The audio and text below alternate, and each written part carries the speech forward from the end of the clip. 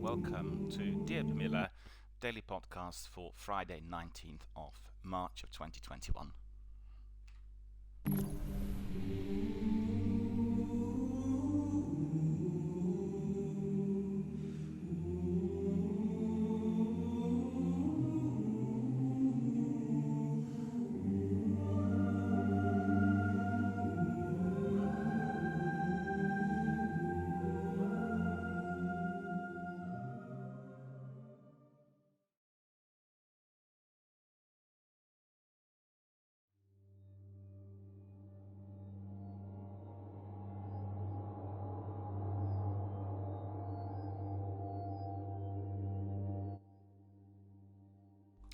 A warm welcome to all of our friends, fans, community members, participants and viewers worldwide on various platforms. Thank you for joining us today for another episode of my daily podcast here on Twitch.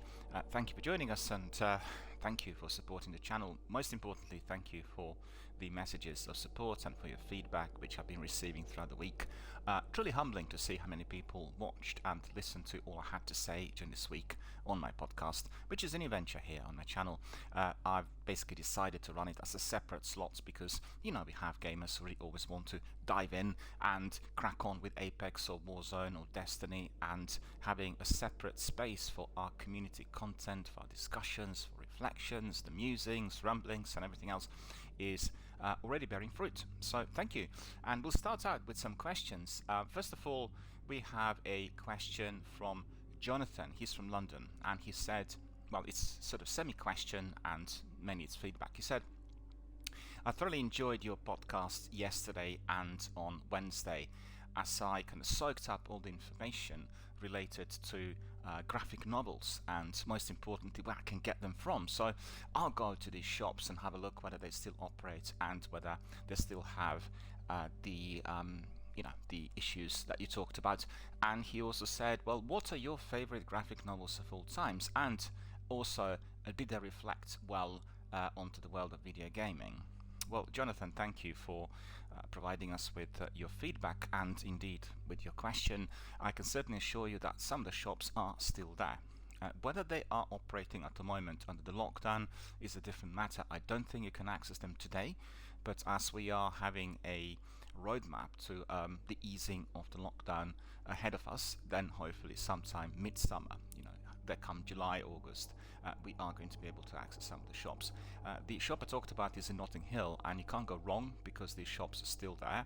And the one I referred to was on Pembridge Road. I've not been there for a few years, so you can double check online. In fact, we can double check online straight away. Why not? Let's have a look.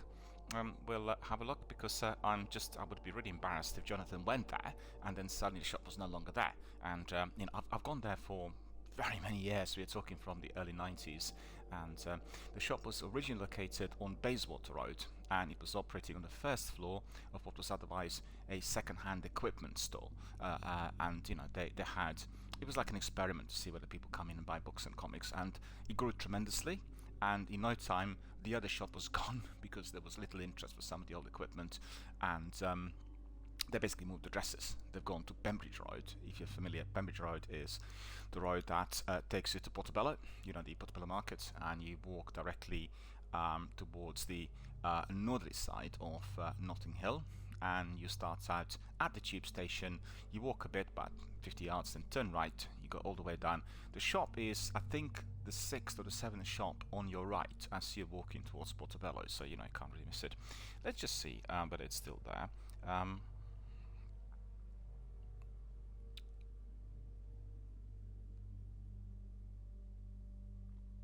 Yeah, that's right.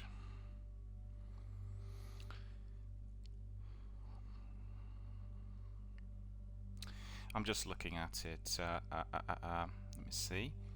Well, we can certainly see that the Westbourne Green. There we are. And let's have a look. Where's the other one? Book and comics. Let me see.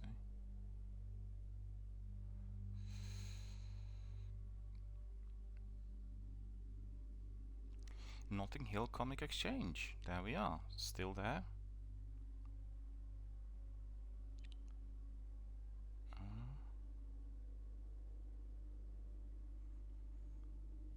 And absolutely, it is still at the very, very same place. If you were to look up the address on Google Map, then you can just see, type in Notting Hill Comic Exchange, right? It's called Notting Hill Comic Exchange. It's actually a different name compared to what we had in the past, and it was Book and Comics, I think, previously, but it's still there. Let me just have a look at the photographs. They have some photographs there. Let's see. Yeah, absolutely. It's just exactly as it always was. No different. All the bookshelves are still there. Comics are fully displayed. Let's see. What about books? I'm curious about books. Well, the books are still there as well. That's the fact. So we have books and comics. But I think probably they are prioritizing. No, that's right. The books are still there. It's called Comic Exchange because they have quite a few graphic novels and the old issues of, DC, and the list just goes on and on. All sorts of editions coming from all over the world. And what's beautiful is that they come in large numbers, so it's a good turnaround every week. And the beauty of the shop is that if you live locally, or if you are living in central North London, you can pop in every day after work. They're open until about 7-8 o'clock, and you can just have a browse and have a look, and you can ask the guys that work there. I got to say that they didn't really have staff that was knowledgeable on some of the stuff at the time, and this really worked to my advantage, because sometimes I could collect lots of things which were really valuable and then ask them for a deal if I was basically clearing the shop, and they would give me a massive discount. So I'd get the graphic novels on really low prices, but as I was taking away very large number, they've given me 50% discount on the whole lot, on just set a fixed price without even looking at the pile. And that was really wonderful, because obviously with very knowledgeable staff, like for instance the people you have in Rough Trade East, the very popular record store, the most popular record store in Britain, I should say, and I know the owners, or I used to know them a little while back, and they have really, really knowledgeable staff, and there's going to be no special deals and extra. Well, I stand corrected. They will have really a very clearly mapped out pricing strategy. But the beauty of going to that shop is that you will learn after you talk to some of the staff members, and you shouldn't come at the busiest hour because they'll be busy with customers, but you come at a time where there's hardly anyone there, like during the day, midday or something, and you will learn everything about a particular niche area of music, and it's fantastic. It's absolutely priceless. It's the shop that really stands out, I think, with its world-class service compared to anywhere I've been to in Britain. I mean, there used to be shops like this in the past, but this was the old days of vinyl, and I think when we look at the state of the industry of today, and just bear with me, I'm looking at all the photographs there, so my Twitch stream was suddenly gone. So I want to say that we used to have lots of shops like this in the past, but with the demise of the vinyl industry originally and our conversion to CDs and then later to music that's streamed, things have changed, and there was a big discussion at the time, how was it possible for the guys running Rough Trade East to set out on a journey which was highly risky, with huge investment, and initially getting it was just a derelict warehouse in Brick Lane, in fact, at the very end of Brick Lane before you get to Liverpool Street, and they did it right, and they did everything as we expected, with highly knowledgeable staff, and these are like people who are passionate about music. So think of shops that are run by people who are long-term enthusiasts of a particular industry, people who were really there from the beginning, like what I talked about here, gaming veterans, people who are dedicated to gaming, who've been doing the game since the early days of the 90s or even earlier than that.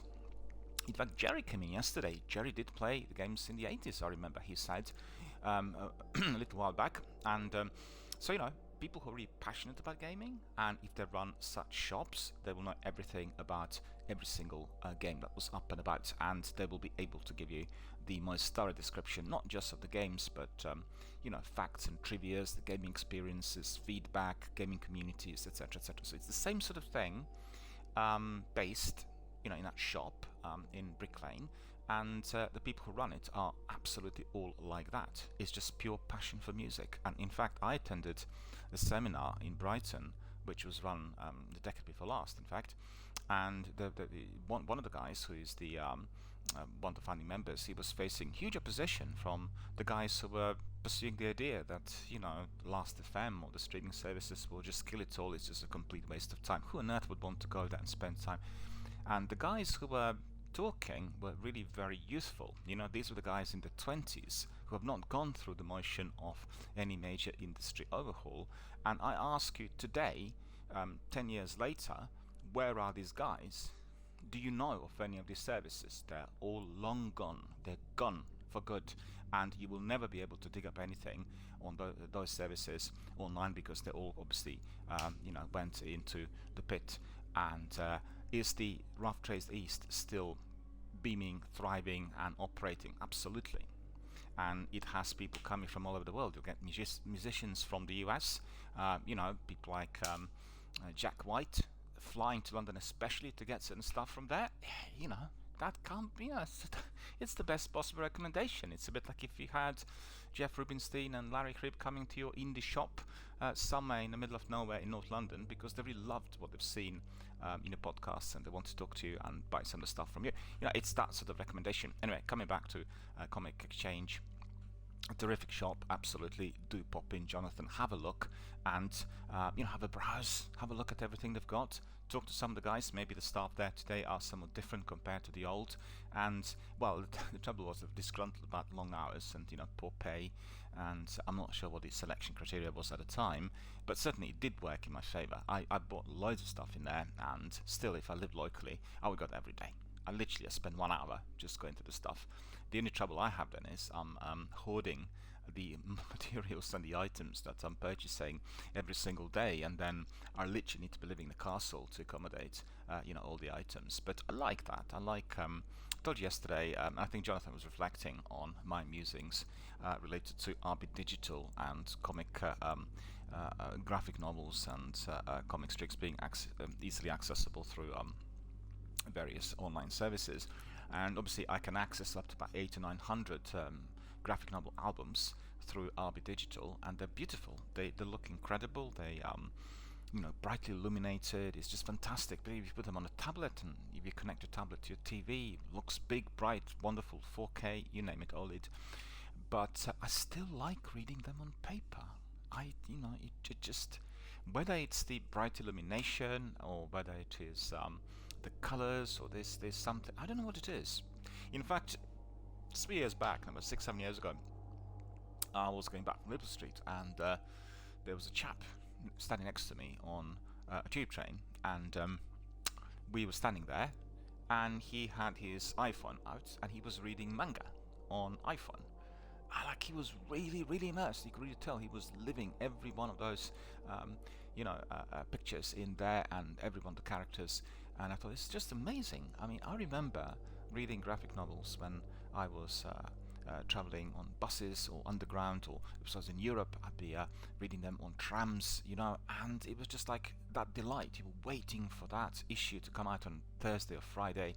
You would run to your newsagent, you pick it up, and you read it cover to cover, and then still you had to wait for another week in order to get yet another installment, as they were obviously giving us the stories which were stretched from week to week. And I hated that, and sometimes I would buy the whole selection from within a month, and then I just wait until the favorite graphic novel that was included in these issues indeed would be ending. and then I can read everything, from the beginning to end. But at other times I just read everything bit by bit, and sometimes I'd end up reading maybe all of them again and again. So for instance, let's say for installments, I would read the first installment in the first week, then there come the second week, I would read yet again a repeat reading of the first installment, then the second one, and then comes the third week, and then I start reading the third one, and then go back to the other ones, and and then finally I would read probably installment number 1 or the episode 1 4 times, and it was a wonderful experience. And some of that's gone, but having that access through digital is very, very useful, and I think for youthful enthusiasts, they will find themselves a lot more knowledgeable quicker than ourselves, because the access to so many different materials online is incredible. And as you could see with the companies like Microsoft and Google, they're really pursuing the streaming services as being the very best, the major thing around. So they really want more and more of instant access and on subscription fees. And it's a system like Amazon Prime. Obviously on Prime you're getting lots of things for free, like for instance you get Amazon Prime Video. It's a huge library of films and television series for mere £7 a month. In addition, you get Kindle, you can download certain books for free, and then you get also Amazon Music, which is including a massive library of tapes, records, CDs, and the top-notch artists, which you can access at will wherever you are. And for instance, when I travel across Europe, I always have Amazon Music on. I'm sitting in a coach traveling long distance. I don't really fly frequently. I use coaches for long distance travel, and I just love it, just like watching. It's a bit like watching Wim Wenders' film. Wim Wenders, I should pronounce it properly in German way, should I not? Not Wim Wenders, it's Wim Wenders. And it's funny, isn't it? Like I was listening to Larry and Jeff, and they were talking about Werner Herzog. It's actually Werner, or Werner, if you want to be as close to German as possible. And incidentally, Jeff had never heard of Werner Herzog. He thought he was a philosopher or poet or writer or something, which in fact he is, but most importantly he's a filmmaker, and a legendary filmmaker. So it's quite a revelation. I don't think there are many people around the world who have not heard of Werner Herzog, but Jeff is one of them. So and Larry just couldn't believe it. So it was funny. Listen to that podcast, it's really funny. Anyway, coming back to it. So thank you, Jonathan. Thank you for your kind reflections, and I can confirm that the most important shop in London as far as the acquisition of graphic novels is concerned is still there on Pembridge Road, exactly the same place. And you know what? I'll tell you one thing. You come in there and have a look on a weekday when it's not busy, and then you can also pop in on Saturday, but come there quite early, around midday, or even earlier than 11 o'clock, and then just walk down Portobello Road, go to Golborne Road Market, because flea market at Golborne is much more interesting than the antique one up on Pembridge, and I should say the upper part of Portobello, or in the vegetable one. So everybody who wants to be buying some interesting stuff will go down to Portobello Green, they'll go to Westway, and then from there you go towards Golborne. So it's a smaller section of the market, but plenty of things on offer. And very, very busy on Saturdays. You can come on Friday. Friday is a less busy day, but they don't have that many, not as many traders, and plenty of cafes and places to eat. And Notting Hill is like really proper London, kind of central London community. And I lived in Notting Hill for quite a few years and loved it. It's just it's a wonderful place. And what's interesting is that Notting Hill did not lose its integrity, similar to some other parts of East and South North East and South London, where with the current just the current climate, the way people live and work, the demography had changed quite considerably, and lots of people moved to different areas. It didn't have any more people living locally, whilst in Notting Hill, certainly at the kind of northern end of it, you did have quite a few people who were there living for decades, the older families, and most importantly does have and did retain the biggest Afro-Caribbean culture elements from the very beginning, which sprung up after the Second World War. And we have Notting Hill Festival, which is a wonderful, unique event, really. Every year there is up to 1 million people coming to the streets of Notting Hill. But you know, I've lived there, and I was able to watch processions and everything from the top floor of the building where I was. And being on the main street, particularly going to the Westway, is sometimes quite dangerous because there's overcrowding and so many people in there, and you know, pushing, and people drink and that sort of thing. Anyway, Notting Hill indeed. For all of you who are not based in Britain, or people who are not native Londoners, I can tell you there's a wonderful film with Hugh Grant and Julia Roberts, incidentally called Notting Hill, and you can watch it, and you will discover that Hugh Grant works in a place which is a small bookshop on Blenheim Crescent, and I always ate at Mike's Cafe, which is across the road from that bookshop. So you've got to see the film, you've got to sometimes pop in and have a look at Mike's, a wonderful place and a wonderful eatery. They've done it up, looks very funky nowadays, you know, and in the old days, like 30 years ago, it was like a proper cafe, and I was there every day. And I frequently would have my late dinners, which was after 4 o'clock, and it was really cool stuff. I used to know the owner. I met lots of different people there. Incidentally, I did see Hugh Grant and Elizabeth Hurley before they were well known. Well, they were known, but they were not really, you know, huge global superstars. And this was in the days when they were still kind of up and coming young artists and you know, performance models, you name it. So you know, I can just ramble on about this for hours, and definitely, Jonathan, thank you for bringing me back to my youth or youthful days, and the days of Notting Hill of the late 80s and early 90s. The Clash, of course, the most popular band ever to come out of Westway, and all of you Londoners will remember the Clash and what they represented during the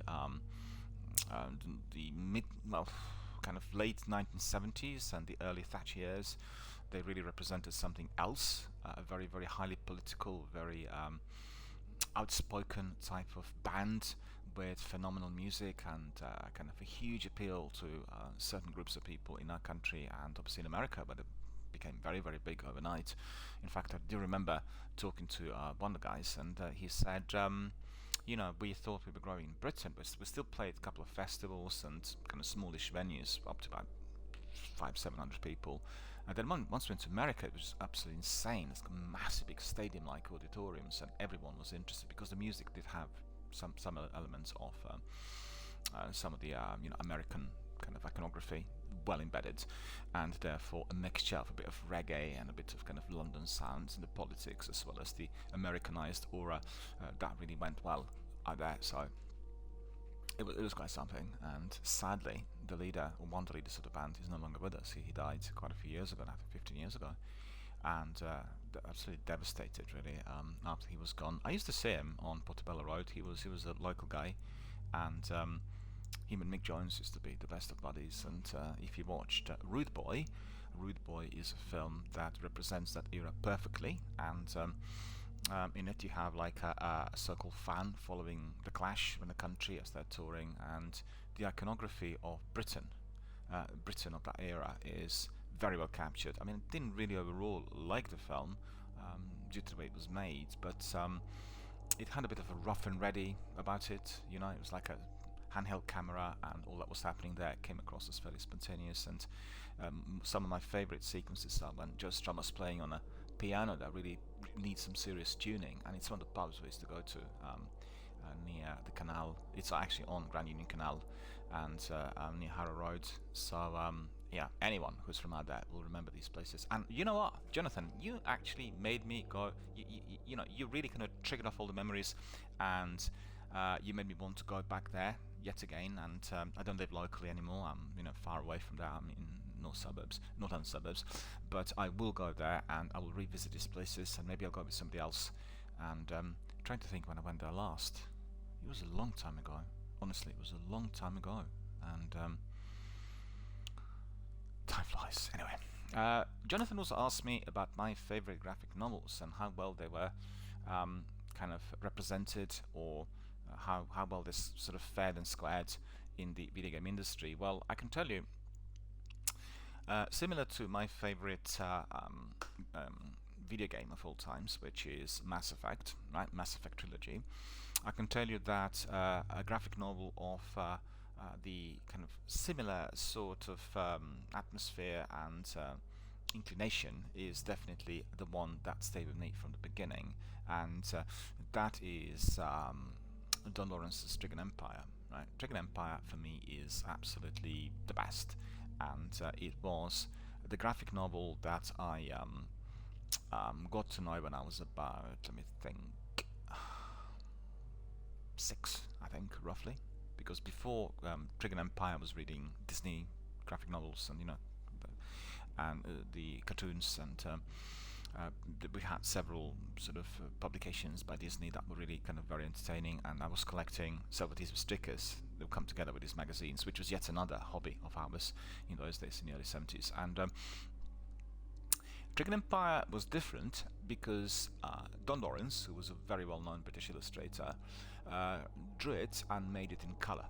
So it was, done in color properly compared to some of the other comics which I would have read, like DC and the American ones, Marvel, that would be colored afterwards, and you could really tell the difference, because Dragon Empire is a bit like walking into Tate Gallery and then watching Pre-Raphaelites, really kind of full of light, full of color, beaming with energy, beaming with interesting characters, beaming with action. And Mr. Lawrence had this fantastic gift, and he was making he worked on massive big sheets of paper, so therefore he was able to give attention to every single detail, and it just came across as wonderful. And it was colorful and bright, and in a magazine where I discovered it, it was just the only graphic novel, the only comic strip in color, right? Everything else was black and white, so it stood out. And the activities of three brothers who were running the empire, they're very similar to ancient Rome, and they also had an advisor called Pericles, and he looked a bit like someone from ancient Greece. So it's like two different empires, the Roman Empire and the Greek Empire, merging together in this otherworldly type of environment, and then they faced lots of challenges with monsters, with invaders from other planets, and it's just wonderful, And for me, there is never going to be another like that. I know a lot of people like Dan Dare as well. Dan Dare had the same aura with colour. It was one of the leading British comic strips of the 50s, and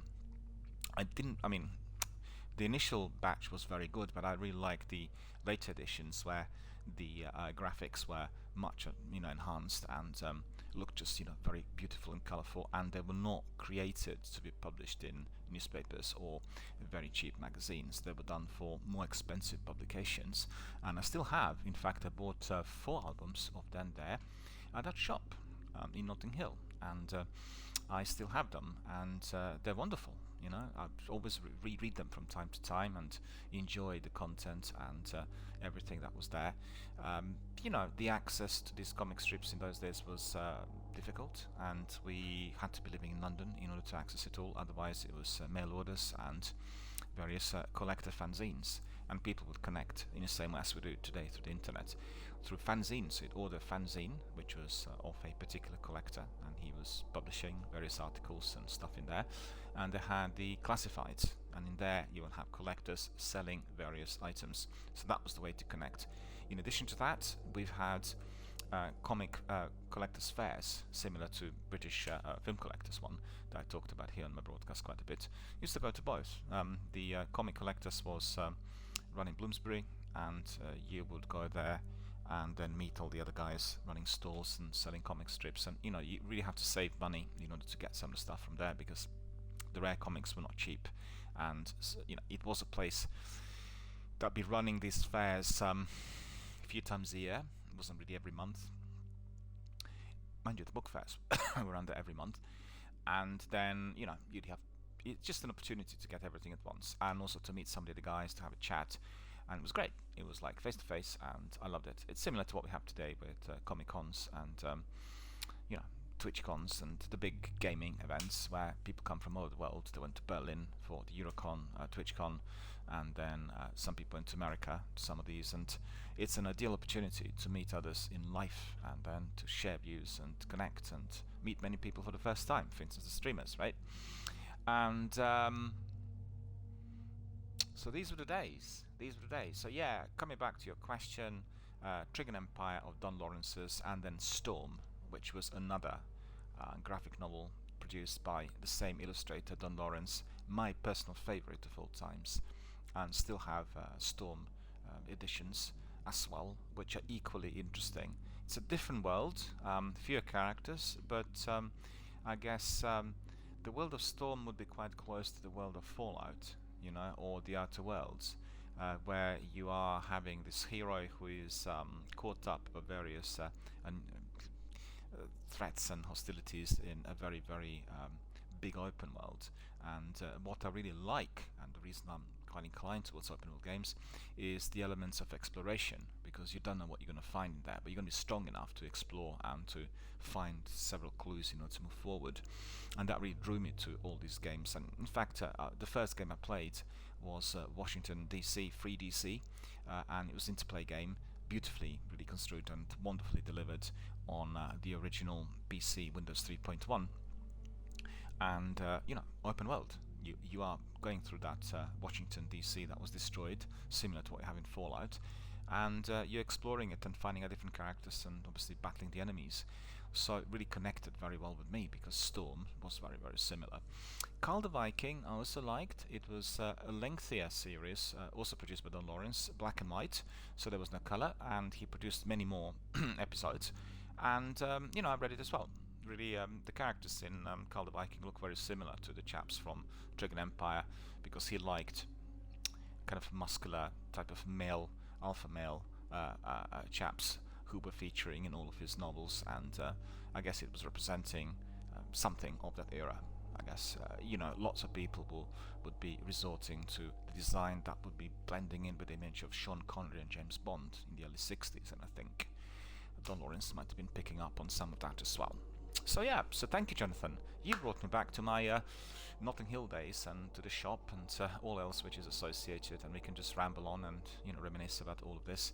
Most importantly, the first computer exchange shop where you could buy the original second-hand games. The first one in the UK was very, very close to that shop as well. It was next to Gate Cinema, if you're familiar, and that's on Bayswater Road. And you know, it was a fantastic shop. Initially just on the second floor, and then later both floors, the ground floor and the second floor. And you know, so I'm not sure whether the shop is still there, but definitely I bought quite a few games there initially, and they were the first shop in Britain that had this legal permission from Microsoft to be reselling the software. That was in the early 90s, and I bought lots of stuff in there that I was using on my computers in those days. All of it was second-hand, everything worked, and they had very, very knowledgeable staff. A couple of guys who worked there then had split off from the company, decided to run their own venture and open a shop on Good Street, basically Tottenham Court Road, and they called it Computer Exchange. So it looked similar. The concept in there was exactly the same. You're basically buying stuff off various customers and then reselling it on very good prices, both software and hardware. And I guess the difference there was that they could be combining the two, whilst the other shop was just selling software. And then you know, they just grew the business. So from one shop there were 2, then 4, 8, 10, 15, turned it into a franchise. And I used to know the chap who was the brain behind the project. He was you know, the leader of the crew, and he liked you know, extreme sports like diving and, you know, mountain climbing and all sorts. And sadly, he suffered an untimely end. He went for diving in Cornwall and then didn't come back, which was absolutely devastating. And you know, the company works and achievements had always been dedicated to him. And I remember him from years back, and he had one assistant who was really, really knowledgeable, who always kept certain games on the side for me, and managed to get lots of rare games, even on their recommendations that I've never heard of. And I remember, for instance, the moment where PlayStation 1 arrived, and then suddenly from reselling computer games, which were at that time in very large boxes, so they couldn't really stack too many, you know, due to the size. Then you had PlayStation, which was like a miniature. It would be occupying 1/6 of the space that one box would indeed have on a shelf. And so there were loads of PlayStation 1 games, and they were expensive, you know. Second hand, those PlayStation games at the time were costing like 20 to 25 pounds. Very rarely they would drop, below 20. And I didn't buy that many in there. I do remember purchasing Silent Hill and Command and Conquer and Resident Evil trilogy. There was a selection, but in those days games were extremely expensive and we couldn't really afford buying too many of them. And don't think 25. I mean, think about it. 25 pounds today is considered to be a high price, but this was like 30 years ago, 25 years ago, and 25 years ago that was steep, because people earned a lot less, but money was worth a lot more. I mean, that's the fact. You could buy for 25 pounds in those days a lot more than what you can buy today.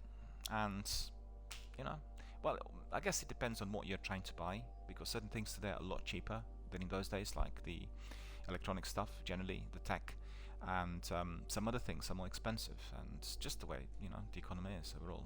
All right, so thank you, Jonathan. Thank you for your questions, and thank you for your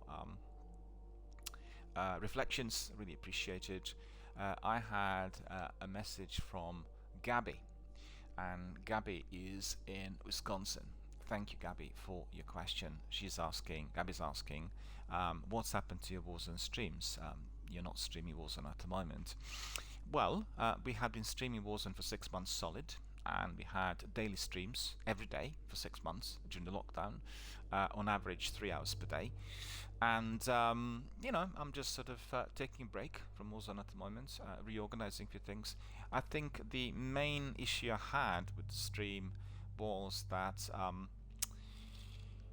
we built a wonderful community, full of energy, very positive, very based on connectivity and chats and everything else. But we did get some competitive players coming in as well, and they were altering the course. They were setting up a different kind of idea on what we need to be doing, and some of the guys were not quite clear on the difference between running it as your own shop, basically doing it with 4 mates and then 3 mates and then that's it, and doing it live online when you have worldwide viewers. And that's caused some concerns, I guess, for myself, because I felt that some of the content was not really, strictly speaking, adhering to my channel rules, and it wasn't really tied in to what we usually do, like playing Destiny or Apex, where we have a lot of fun, and we are not looking at just winning and winning and winning. And I'm absolutely not interested in winning and winning and winning. I'm just here to provide the best possible broadcast with high quality content, with a lot of chats and a lot of interactions. So I had to really discuss this with my moderators, with Twitch, and a few other guys, in order to get a clear head on what to do next, because 6 months completes a season, and then we have a break of a few weeks, and then we'll crack on with another, and we have to really consider how we really formulate all of our activities. I thought it was going down the route of competition, and that really is not something I support here on my channel. And I need to reorganize and find out whether the chaps are equally interested in participating still in the future, if we are doing it within a different format. And we'll take time, and Warzone will be back. Believe you me, Warzone will be back in full force with everything. I need to see whether I need to also maybe change some things on the channel in order to accommodate some of the things which are said. But generally, I think I'll prefer to keep it as family friendly as possible, and maybe we'll have a like a booking sheet on who will be participating at what time, so we have bookings, and we're not just selecting people from the regiment. Yeah, coming back to Gabby. Gabby was asking about the regiment as well. She said, I love your regiment, how long did it take you to build it? Well, Gabby, the fact is the regiment was something that just evolved by itself. I was not planning to build it, but the way I build my community generally is through multiplayer games, and I have games like Destiny and Apex, as well as Warzone, for instance. But there are other games like PUBG and Fortnite, and the list just goes on and on. It doesn't have to be Battle Royale; could be any other. Where the Division is another very, very good example.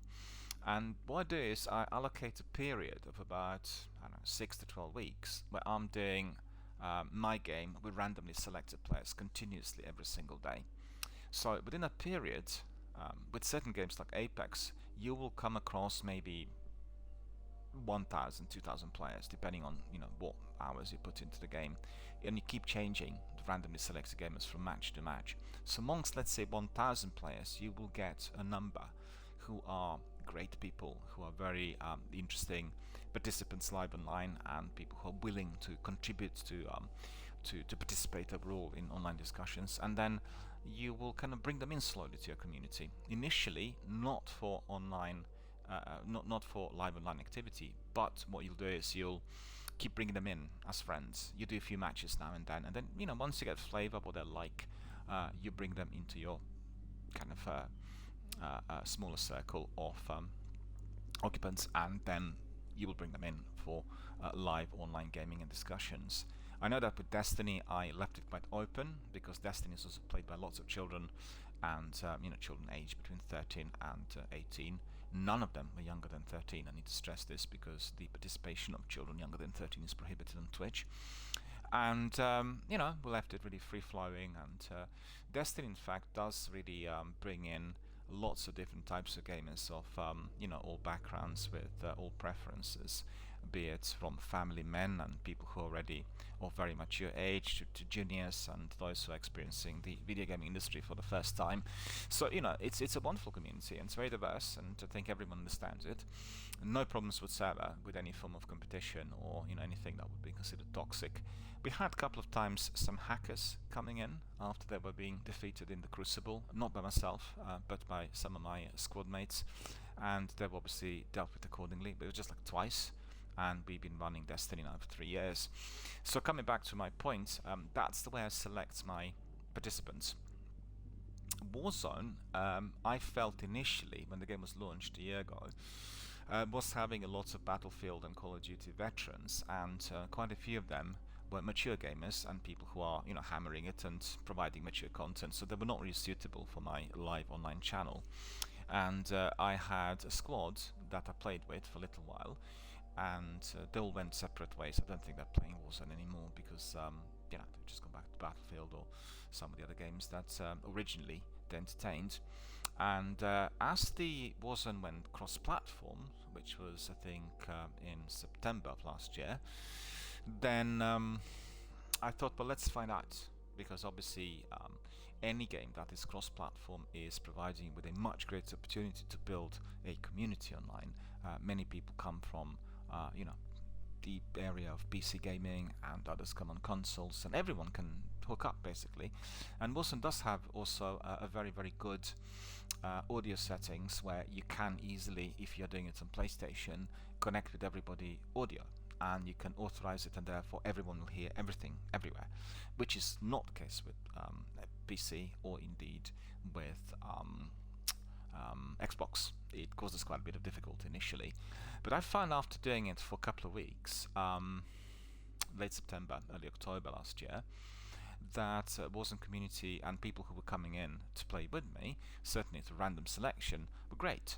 They were not really people who were pushing aggressively, the competition and winning and providing us with swearing and toxic content and harassment and that sort of thing, but quite the opposite. So very quickly, in no time, we had a group of about 12 who were the regulars and coming in every day due to the lockdown as well. And then myself and James Carter, who is a member of our regiment and a regular participant here live online, member of our Warzone community, we then decided to create a regiment, because we felt the regiment will have a twofold kind of meaning overall, or function. One will be to ensure that I get regular participants who are suitable for my live on air broadcasts.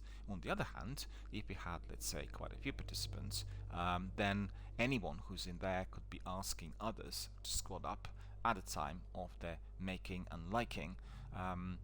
Generally, we didn't have many people from other time zones. The vast majority were from Europe, and therefore it was very easy for everyone to squad up.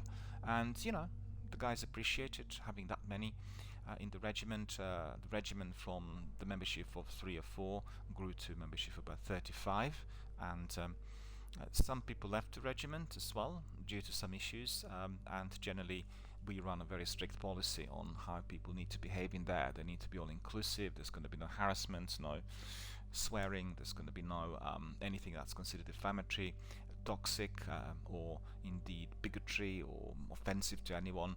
And if you have a member who likes ranting against a certain social group or comes up with ideas which are based on some kind of historic stereotypes, then they're obviously asked to leave, or indeed they are eliminated. They're no longer members of the regiment. There's quite strict rules.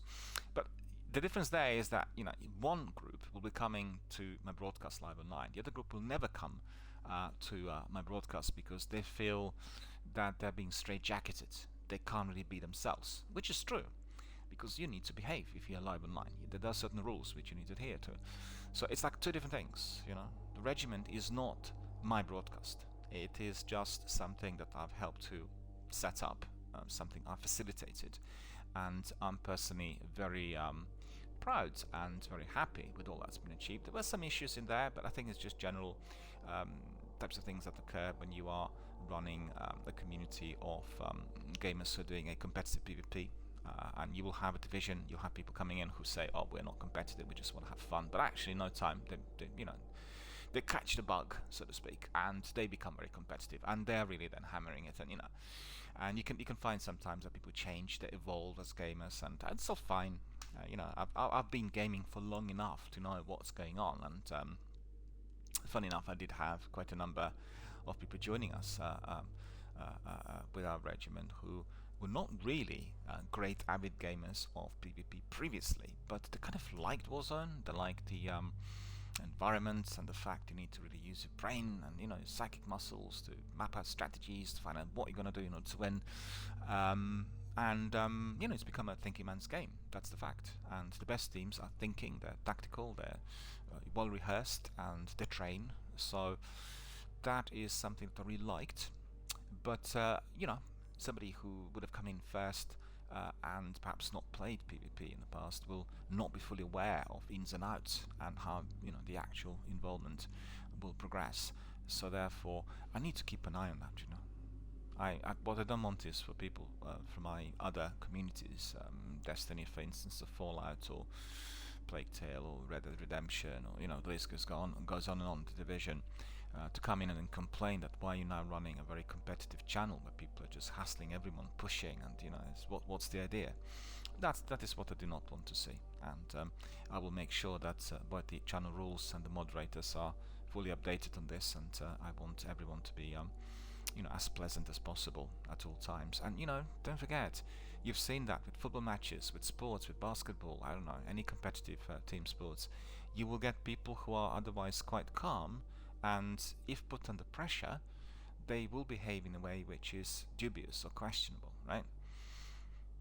It does happen, and we've had this on Warzone streams a few times, and I always prefer to have the same group of people coming in because I know exactly what I'll be getting from them in terms of the content and the online behavior. It's worked fine. I have no major issues or concerns. And as I said, coming back to Gabby's question, we are on a break at the moment.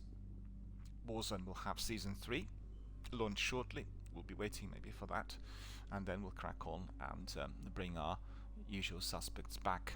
And as I said, the format of it may be slightly different because I will need to really pay a greater attention to that competitive side of things. I felt this was creeping in quite a bit of late, and I was very unhappy with that because it kind of it affects the way people approach situations and the way they talk about what is being done live on air.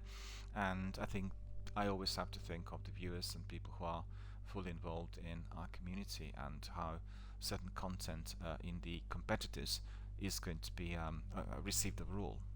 And that's very important. At times with randoms you get people who are unpleasant, but it's very easy to switch them off and to leave these games. It's different if you have your own community, or indeed if you build your own regiment or your squad or your clan. Well, in there you would want to have a selected few that will be your regular contributors. So I think Gabby is also working on her streams, and I think I'm just trying to illuminate some of the ins and outs and some of the reflections, because really streaming is a ever-evolving learning process. Streaming is not something that you can learn today and then apply for the rest of your life. You need to be constantly reflecting on what your community members are telling you. and your community members will be changing. As your channel expands, as you grow the numbers, you will have people coming in at different times. They won't be the same people.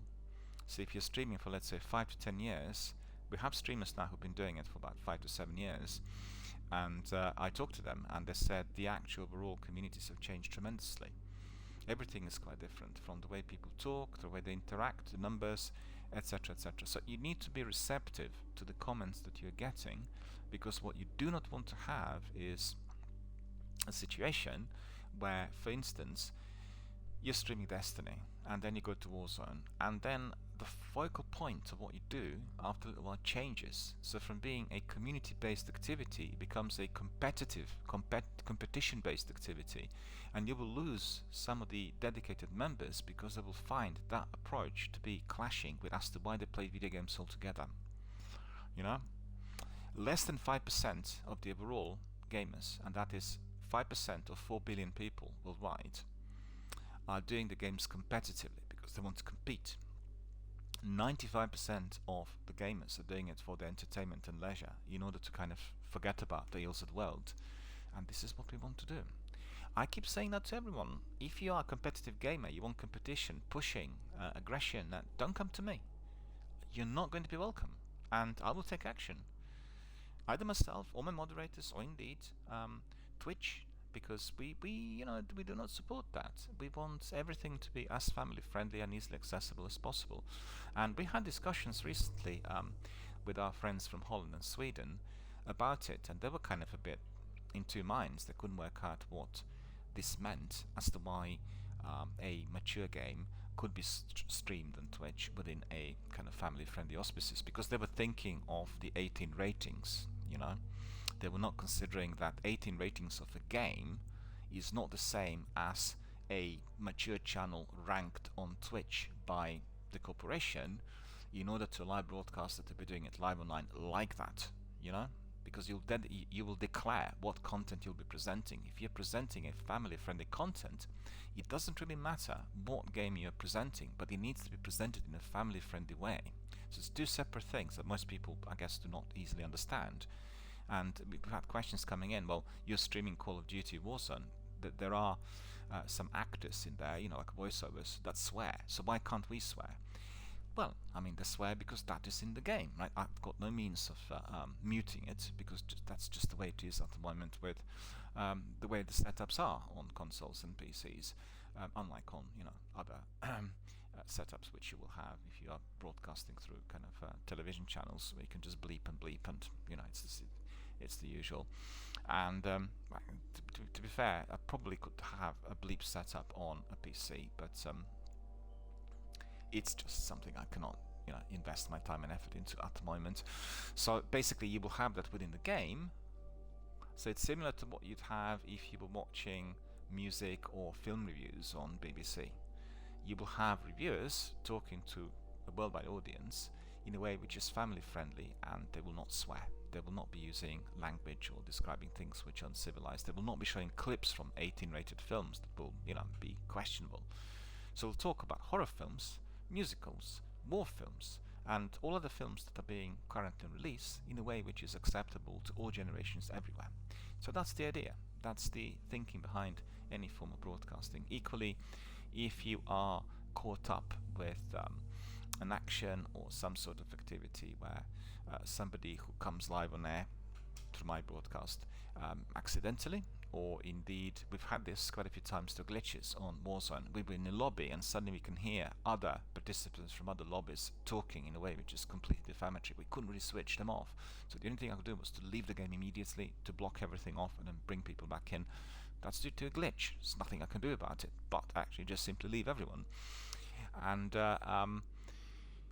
so, you know, there is sometimes content coming in through randomly selected gamers, i.e. random matchmaking, Apex or Destiny, and then somebody comes in and starts swearing and saying nasty things. Well, immediately I need to take action, mute them, block them, and make sure that I tell my audiences that indeed I apologize because I have no control over this, as these people who come in randomly. Many people are told before every match that we are live on air. These are Twitch rules, and they need to adhere to the family-friendly Twitch rules. The only difference there is that you will get people who are from an English-speaking world, and they will say, no, we are not adhering to this. We are not, not bothered. We just forget about it. And you get other people from other countries where English is not spoken that perhaps will not understand. And I really find it strange. I mean, if you're like in Iceland or Finland, if you want to swear, obviously you can swear in your own language, can't you? Coming to a channel that, I guess the trouble is that with the English language, it's frequently spoken everywhere, and people can understand it, and it's posing a serious issue in there for me. But the only thing I can do is to make sure that these people are muted immediately. I apologize to the viewers, and I have the drill to which I'm asking every participant to understand in full the rules, right? The rules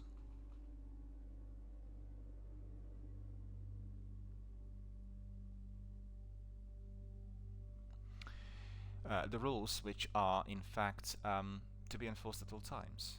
I have no control over random matchmaking. I've no idea who might be coming in, but once I see that there is a child coming in and they are playing a game like Apex or Warzone where they shouldn't be present, I will leave that match immediately.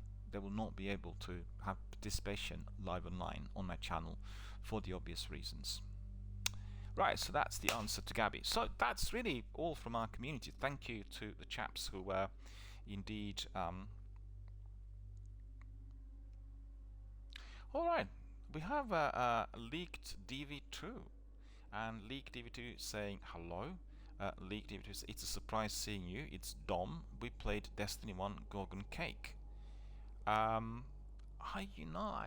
sort of trying to remember when that was. It was a little while back, wasn't it? It was just probably during the first series of my Destiny streams. But anyway, very, very good to see you, and thank you, Leaked, for coming in and for joining us and saying hello. I apologize, I didn't see your message straight away because as I'm doing my podcast, I can't really always spot the messages immediately as they come in, as I'm really kind of lost in my thoughts, so to speak, and trying to reflect on many different themes that come in through our community members and their questions. So great to see Leaked DB2 here.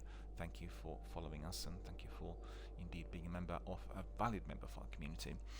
So we had completed now some of the reflections here on all that's come in from our community, and we'll be now having a look at something else, which is in fact, just bear with me a second, that's maps. Okay, we'll have a look at the news, and I got to tell you, I have lots of different news, and I've been quite delighted with all that's come on the wires overnight.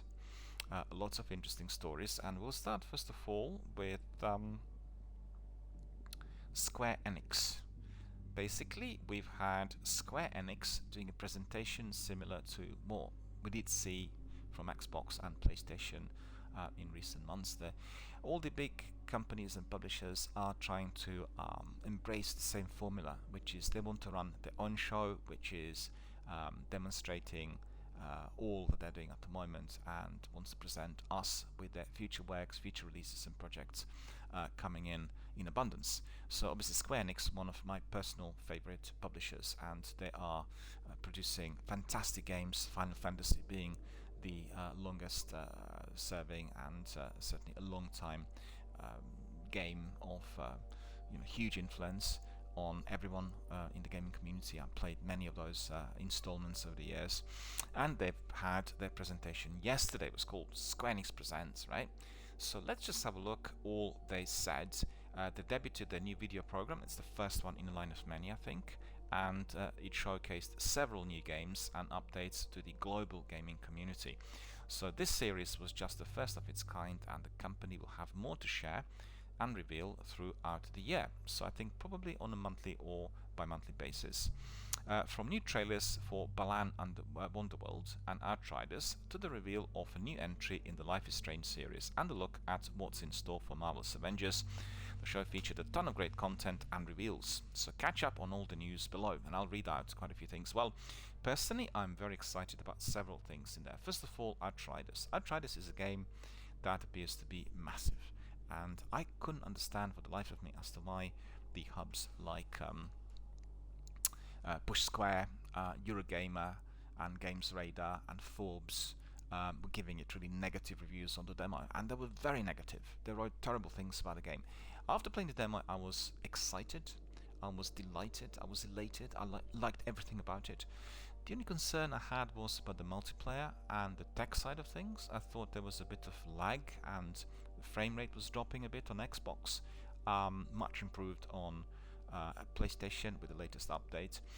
And I just thought that the story was wonderful. It was very close to Anthem and Mass Effect in particular. Very good linear storytelling. You knew exactly what was happening. Loads of different characters.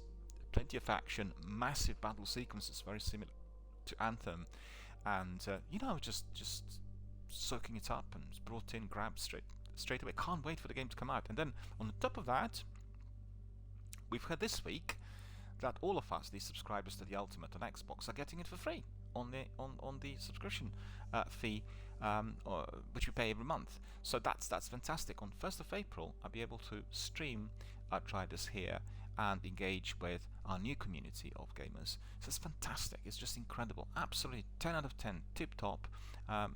Thumbs up, brownie points to Microsoft for all of that. I really appreciate it. And don't forget, this is the first third-party game ever to be presented through the platform, by Microsoft on the day of its release. Previously, it was just reserved for their own exclusives. So it's quite something. This is telling us something. This is, a new game. It's maybe a new concept, and definitely I'm absolutely all for it. I much prefer playing a brand new game on a subscription fee and then maybe buying it in due course once the prices drop, for obvious reasons. But I'm a kind of gamer who will always purchase a game that I'm dedicated to. I'll give you an example. I have Fallout 3 on PlayStation, on PC, and Xbox. So like 3 separate copies, right? Because the game's not cross-platform, but I have it on every one of the platforms, and I enjoy playing it on all of those platforms. The same thing applies to several other games. There aren't many. The Division is the other. I just love the idea, because if you really love the game, and the game with that amount of content, you will want to have it on all platforms, and you will want to be doing it sometimes on PC, at other times on your PlayStation, or indeed on your Xbox. And you may have separate communities who were really hammering it right from the beginning on those separate platforms. So I don't really see any dangers in terms of how the game is going to be monetized.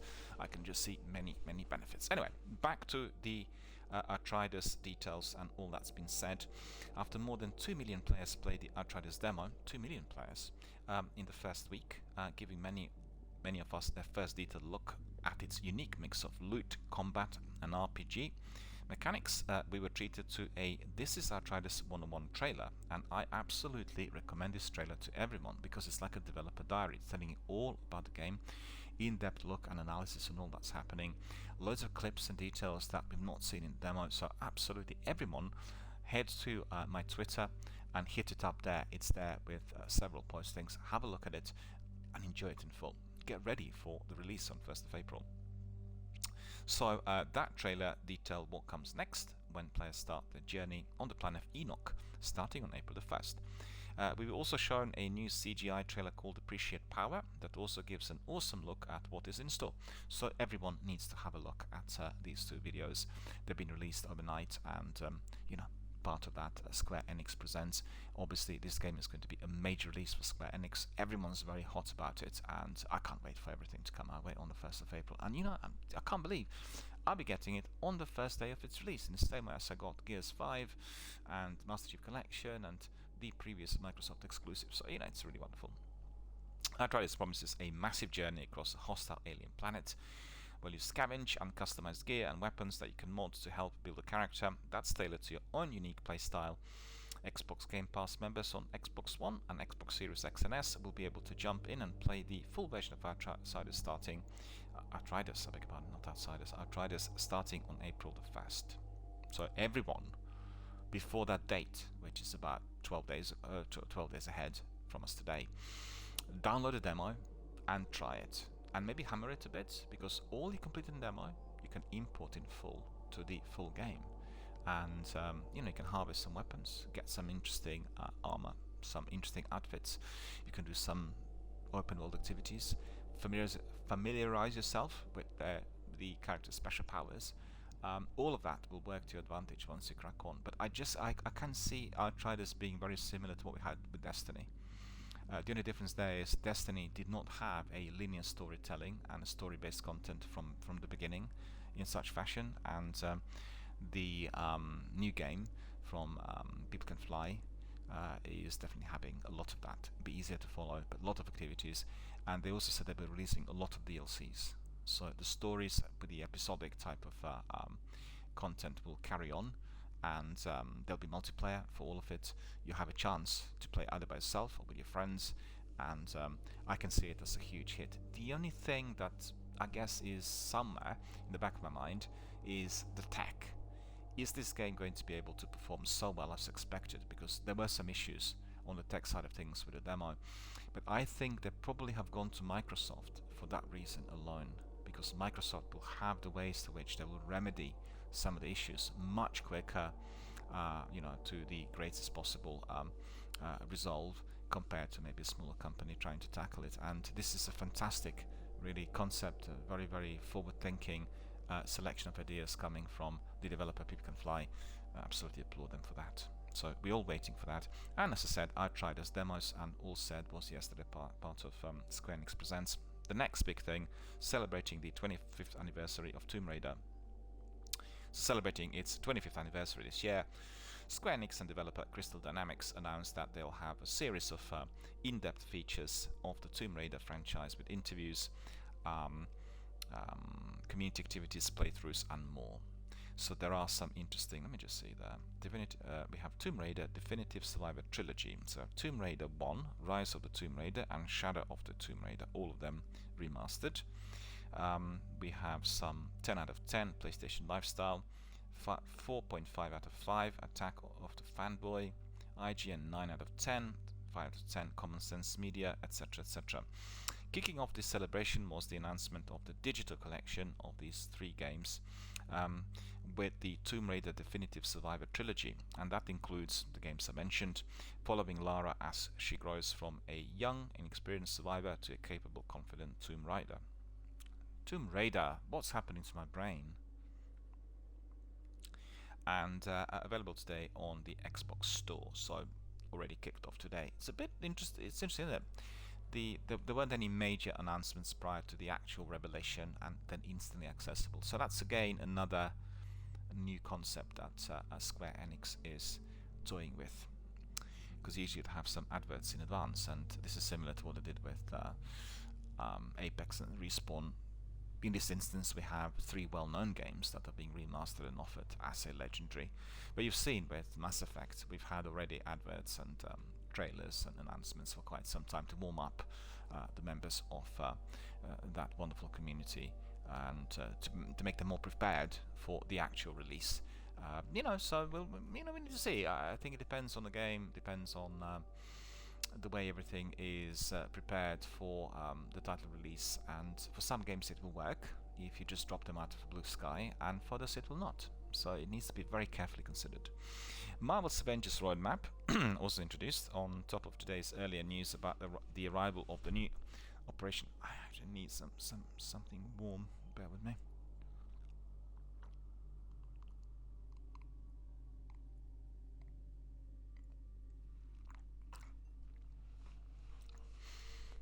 On top of today's earlier news about the arrival of the new Operation Hawkeye, featuring perfect story, content, and Xbox Series XS optimization for Marvel's Avengers, we also got the first details on the game's upcoming roadmap for the year.